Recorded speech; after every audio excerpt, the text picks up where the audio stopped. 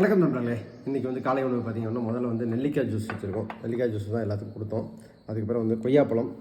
இது வந்து பீக்கங்காய் வந்து அப்படியே பச்சையாக கட் பண்ணி கட் பண்ணுறப்ப பச்சையாக தாங்க இருக்கும். அது ஒன்றும் பிரச்சனை இல்லை. பச்சையாகவே சாப்பிட போகிறோம். அது கொஞ்சோண்டு பெப்பர் மட்டும் போட்டிருக்கோம். இது போடல, உப்பு போடவே இல்லை. அப்படியே பச்சையாக சாப்பிட போகிறோம்.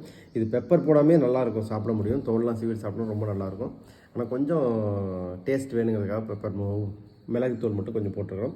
இது வந்து சோயாபீன்ஸு. இது நார்மலாக வந்து வெள்ளை கலராக தான் இருக்கும். இது கொஞ்சம் மஞ்சத்தூள் போட்டதுனால மஞ்சள் சோயாபீன்ஸ் ஆயிடுச்சு. இது வந்து சொரக்காவுக்கும் அதே மாதிரி மஞ்சத்தூள். நம்ம அதிகமாக மசாலா பொருட்கள் எதுவும் யூஸ் பண்ணுறதில்ல. அதே மஞ்சத்தூள், மிளகாத்தூள் ரொம்ப குறைவாக மட்டும் தான் யூஸ் பண்ணுறோம். ஓகே, அடுத்து வந்து முட்டை வந்து பொரியல் பண்ணியிருக்கோம். அதுக்கப்புறம் பார்த்திங்கன்னா இது வந்து கேரளா மட்டரிசியில் வந்து தக்காளி சோறு பண்ணியிருக்கோம்.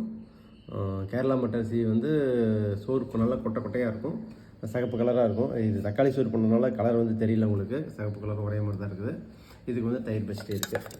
ஓகே, இதுதான் இன்றைக்கி நம்மளுடைய காலை உணவு.